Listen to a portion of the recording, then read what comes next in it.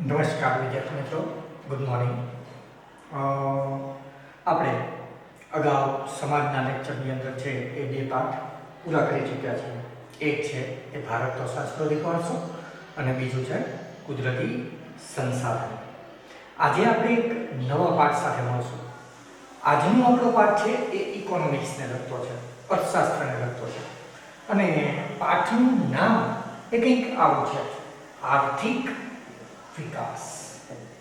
સામાન્ય રીતે જોઈએ તો આપણે એવું કહીએ કે આર્થિક વિકાસ એટલે તો શું? તો કે નાણાકીય વિકાસ. પણ શું ખાલી નાણાકીય વિકાસ એટલે આર્થિક વિકાસ? અહીંયા ઇકોનોમિક્સ એવું કહે છે કે નહીં, આર્થિક એટલે નાણાકીય વિકાસ એટલું જ નહીં, પણ એના કરતાં પણ કંઈક વધારે, એટલે આર્થિક વિકાસ. તો આ પાઠની અંદર આપણે આર્થિક વિકાસ સાચો શું છે એને સમજવાનો પ્રયત્ન કરશું. માત્ર નાણાકીય વિકાસ એટલે આર્થિક વિકાસ નથી થતો, પણ એમાં બીજી પણ ઘણી બધી બાબતો છે. તો સમય નહીં બગાડીએ વિદ્યાર્થી મિત્રો, શરૂઆત કરશું પાઠની શરૂઆતથી. પહેલો જ મુદ્દો છે આર્થિક વિકાસ. તો શરૂઆત કરતા પહેલા આપણને એ ખબર હોવી જોઈએ કે આર્થિક વિકાસ એટલે શું. તો આપણે પહેલું જ આપ્યું છે કે આધુનિક યુગમાં વિશ્વનો પ્રત્યેક દેશ વિકાસ માટે પ્રયત્ન કરે છે. આધુનિક સમયગાળો એવો છે વિદ્યાર્થી મિત્રો, આજે દુનિયાનો કોઈ પણ દેશને આર્થિક વિકાસ કરવો છે. આજે તમે લોકો જો કોઈ પણ દેશ વિકાસ માટે સતત પ્રયત્ન કરે છે, એ પછી દુનિયાનો કોઈ પણ દેશ હોય. એટલે કે આધુનિક યુગમાં, આજના યુગમાં વિશ્વનો પ્રત્યેક દેશ, વિશ્વનો કોઈ પણ દેશ વિકાસ માટે જ પ્રયત્ન કરે છે, ડેવલપમેન્ટ માટે જ પ્રયત્ન કરે છે. તો આપણને એક વાક્યમાં એવો પ્રશ્ન પૂછાય, આધુનિક સમયમાં વિશ્વનો પ્રત્યેક દેશ શેના માટેના પ્રયત્નો કરે છે? તો કે વિકાસ માટેના પ્રયત્નો કરે છે. એક વાક્યમાં પ્રશ્ન પૂછી શકે, અને જગ્યામાં પણ પૂછી શકાય. વિકાસ માત્ર આર્થિક જ નથી, અનેક પાસાઓ ધરાવતી સામાજિક પરિવર્તનની પ્રક્રિયા છે. જો આર્થિક વિકાસ એ માત્ર નાણાકીય, એટલે કે વિકાસ એ માત્ર આર્થિક નથી, નાણાકીય નથી, પણ એની સાથે સાથે અનેક પાસા ધરાવતી સામાજિક પરિવર્તનની પ્રક્રિયા છે. એનો મતલબ વિકાસ થશે તો પૈસામાં તો વધારો થશે, પૈસામાં તો ડેવલપમેન્ટ થશે, પણ સાથે સાથે સમાજમાં પણ કંઈક પરિવર્તન આવશે. તો સમાજમાં પરિવર્તન આવે તો પણ આર્થિક વિકાસ કહી શકાય, માત્ર નાણાકીય નહીં. હવે આપણને બે વસ્તુ, આર્થિક વિકાસ એટલે અર્થ એટલે કે નાણાંનો પણ વિકાસ થવો જોઈએ, અને સામે સામાજિક પરિવર્તન એટલે કે સમાજમાં પણ પરિવર્તન થવું જોઈએ. તો આમ બીજો મુદ્દો શું કહે છે? વિકાસ માત્ર આર્થિક જ નહીં, પરંતુ અનેક પાસા ધરાવતી સામાજિક પરિવર્તનની પ્રક્રિયા છે. આપણને કેવી પ્રક્રિયા કીધી? સામાજિક પરિવર્તનની. એના કારણે સમાજમાં પણ પરિવર્તન આવે છે. વ્યાખ્યા વિદ્યાર્થી મિત્રો આપી છે. ત્રણ બાબતને યાદ રાખવાની છે આર્થિક વિકાસની વ્યાખ્યામાં. સૌથી સહેલી છે, આર્થિક વિકાસ એટલે દેશની રાષ્ટ્રીય આવકમાં સતત વધારો થવો. દેશની રાષ્ટ્રીય આવક શું છે એ તમે ભણી ગયા છો કે દેશની કુલ આવકને રાષ્ટ્રીય આવક કહી શકાય. તો દેશની કુલ આવકમાં વધારો થવો જોઈએ, એટલે કે રાષ્ટ્રીય આવકમાં વધારો થવો જોઈએ, સતત, કન્ટિન્યુઅસ. સાથે સાથે દેશની માથાદીઠ આવકમાં પણ સતત વધારો થવો જોઈએ. જો ખાલી રાષ્ટ્રીય આવકમાં વધારો થાય એટલું જ નહીં, પણ સાથે સાથે માથાદીઠ આવકમાં પણ શું થવો જોઈએ? વધારો થવો જોઈએ. અને આ બે તો વાત થઈ નાણાકીય, પણ કીધું ને સમાજમાં પરિવર્તન, સાથે સાથે લોકોના જીવન ધોરણમાં પણ સુધારો થવો જોઈએ. હવે લોકોમાં જીવન ધોરણમાં સુધારો એટલે શું? તો કે જીવન ધોરણમાં પાયાની સુવિધાઓને આપણે લઈ શકીએ. જેમ કે રાષ્ટ્રીય આવક પણ વધે, માથાદીઠ આવક પણ વધે, પણ તેમ છતાં જો જીવન ધોરણ ન સુધરે તો આર્થિક વિકાસ કહી શકાય નહીં. કેવી રીતે? ઉદાહરણ તરીકે દેશની રાષ્ટ્રીય આવકમાં વધારો થયો, માથાદીઠ આવકમાં વધારો થયો, પણ લોકોનું જીવન જીવવાનું સ્તર ઊંચું ન આવે, ગરીબી ઘટે નહીં.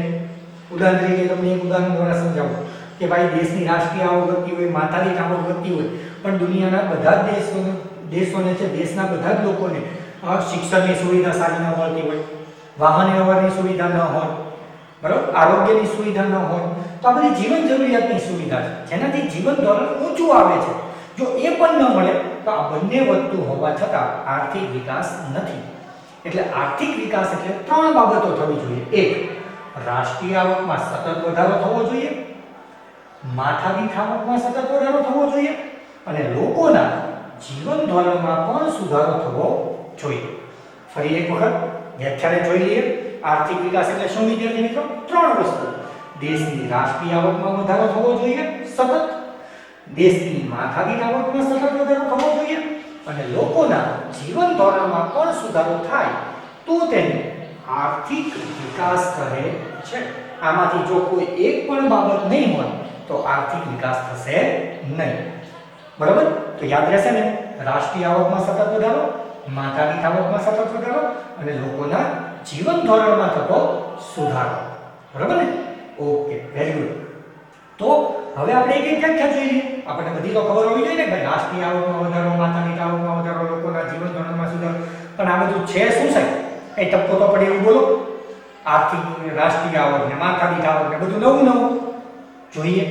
તો રાષ્ટ્રીય આવક એટલે શું? તો કે દેશની કુલ આવકને રાષ્ટ્રીય આવક કહેવાય. દેશની કુલ આવકને શું કહેવાય? રાષ્ટ્રીય આવક કહેવાય. ઉદાહરણ તરીકે ભારતમાં 130 કરોડની આબાદી છે. તો આ 130 કરોડ લોકો જે કંઈ કમાય છે એની કુલ આવક, દેશની કુલ આવક ને શું કહેવાય? રાષ્ટ્રીય આવક કહે છે. તો આપણે એટલું જ યાદ રાખવાનું છે, દેશની કુલ આવકને રાષ્ટ્રીય આવક કહે છે. માથાદીઠ આવક જોઈએ. દેશની કુલ રાષ્ટ્રીય આવકને દેશની કુલ વસ્તી વડે ભાગતા માથાદીઠ આવક મળે. ઉદાહરણ તરીકે એક ઉદાહરણ દ્વારા સમજીએ. એક્ઝામ્પલ આપું છું, સાચું નથી, કાલ્પનિક છે. ઉદાહરણ તરીકે માની લો કે દેશની કુલ આવક 2000 રૂપિયા છે. કુલ આવક કેટલી છે આપણી? 2000. એવું છે નહીં, પણ આ તો કહું છું કે દેશની અંદર બધા મળીને 2000 રૂપિયા કમાય છે. હવે દેશની વસ્તી છે એ 4 છે. આવી છે નહીં, પણ આંકડો આપું છું. માની લો કે દેશની કુલ રાષ્ટ્રીય આવક 2000 છે અને દેશની કુલ વસ્તી 4 છે. તો આપણે હવે વ્યાખ્યાને જોશું. દેશની કુલ રાષ્ટ્રીય આવકને દેશની કુલ વસ્તી વડે ભાગતા માથાદીઠ આવક મળે. એટલે હવે 4 ને ભાગ, આપણે આ દેશની વસ્તી છે કુલ અને આ આવક છે, તો એને ભાગી નાખો તો 520, તો 500 રૂપિયા. તો દરેક વ્યક્તિના ભાગે કેટલા આવે? 500. પણ આ સરેરાશ આવક છે. બરાબર? સરેરાશ માથાદીઠ આવક છે. તો ખાસ વિદ્યાર્થી મિત્રો વ્યાખ્યાને યાદ રાખો કે દેશની કુલ રાષ્ટ્રીય આવકને દેશની કુલ વસ્તી વડે ભાગતા જે પ્રાપ્ત થાય તેને માથાદીઠ આવક કહે છે. યાદ રહેશે ને? Yes, very good. જીવન ધોરણ. તો જીવન ધોરણ એટલે શું? આપણે એ કીધું ને કે લોકોના જીવન ધોરણમાં સુધારો થવો જોઈએ. તો કઈ કઈ બાબતમાં સુધારો થવો જોઈએ? તો જો કે છે જીવન ધોરણમાં લોકોને પ્રાપ્ત થતી સગવડ જેવી કે અનાજ, કપડાં, શિક્ષણ, આરોગ્ય, વાહન વ્યવહાર વગેરેનો સમાવેશ થશે. આપણને એક વાક્યમાં એવો પ્રશ્ન પૂછે, જીવન ધોરણમાં કઈ કઈ બાબતોનો સમાવેશ થાય છે? તો જીવન ધોરણમાં પાયાની બધી જ સગવડતાઓ જેની અનાજ, કપડાં, શિક્ષણ, આરોગ્ય, વાહન વ્યવહાર વગેરેનો સમાવેશ થાય છે. તો ફરી એક વખત બધું જ વ્યાખ્યાથી, આર્થિક વિકાસ એટલે દેશની રાષ્ટ્રીય આવકમાં થતો વધારો, દેશની માથાદીઠ આવકમાં થતો વધારો અને લોકોના જીવન ધોરણમાં થતો સુધારો. ત્રણેય લખવું પડે તો જ સાચું. આ રાષ્ટ્રીય આવક, દેશની કુલ આવકને રાષ્ટ્રીય આવક કહેવાય. માથાદીઠ આવક દેશની કુલ વસ્તીને દેશની કુલ આવક વડે ભાગતા જે પ્રાપ્ત થાય તેને માથાદીઠ આવક કહેવાય. જે છે ત્યારબાદ જીવન ધોરણમાં કઈ કઈ બાબતનો સમાવેશ થાય? તો જીવન ધોરણમાં લોકોને પ્રાપ્ત થતી પાયાની સગવડો જેવી કે અનાજ, કપડાં, શિક્ષણ, આરોગ્ય, વાહન વ્યવહાર વગેરેનો સમાવેશ થાય છે. હવે ત્યારબાદ વિદ્યાર્થી મિત્રો એક પેરેગ્રાફની અંદર આપણને પ્રશ્ન છે. ઘણા શિક્ષકો આ નથી કરાવતા, પણ 2 માર્કમાં પૂછાવાની શક્યતા છે કે ભારત આઝાદી પછી આર્થિક વિકાસ કરી રહ્યો છે, વિધાન સમજાવો. ભારત આઝાદી પહેલા જે હતો એની કરતા આઝાદી પછી વિકાસ કરી રહ્યો છે એવું શા ઉપરથી કહી શકાય? પણ જો વિદ્યાર્થી મિત્રો વિકાસ એટલે આપણે આને પાછું ધ્યાનમાં લેવાનું વિકાસ એટલે આ બધું જ થતું હોવું જોઈએ, રાષ્ટ્રીય આવકમાં વધારો થતો હોવો જોઈએ, માથાદીઠ આવકમાં, જીવન ધોરણે સુધરતું હોવું જોઈએ. આમાંથી જો એક પણ વસ્તુ નહીં હોય તો આર્થિક વિકાસ કહી શકાય નહીં. એનો મતલબ આઝાદી પછી આ ત્રણેયમાં વધારો થયેલો છે એવું આપણે અહીંયા સાબિત કરવું પડે. તો જો હું કરું છું કે આઝાદી પછી રાષ્ટ્રીય આવકમાં વધારો થયો, માથાદીઠ આવકમાં વધારો થયો અને તેને કારણે અનાજ, કપડાં, વીજળી, શિક્ષણ, આરોગ્ય, વાહન વ્યવહાર વગેરે જરૂરિયાત પણ અગાઉની સરખામણીમાં, પહેલાની સરખામણીમાં, આઝાદી પહેલાની સરખામણીમાં વધુ સારી રીતે સંતોષાય છે, વધુ સારી રીતે પ્રાપ્ત થાય છે. તો જો ત્રણેય થઈ ગયું ને, માથાદીઠ આવક પણ વધી, રાષ્ટ્રીય આવક પણ વધી અને લોકોને પહેલા કરતા જીવન જરૂરિયાતની વસ્તુ વધુ સારી રીતે પ્રાપ્ત થાય છે એટલે લોકોનું જીવન ધોરણ પણ ઊંચું આવ્યું. તેથી એવું કહી શકાય કે ભારત આઝાદી પછી આર્થિક વિકાસ કરી રહ્યો છે. ફરી એક વખત, આઝાદી પછી રાષ્ટ્રીય આવકમાં વધારો થયો, માથાદીઠ આવકમાં વધારો થયો, અનાજ અને આ વધારો થવાથી, લોકો પાસે આવક આવવાથી લોકોને અનાજ, કપડાં, વીજળી, શિક્ષણ, આરોગ્ય વગેરે જેવી સેવાઓ પણ પ્રાપ્ત થવા લાગી, જે અગાઉની સરખામણીમાં ઘણી વધારે હતી.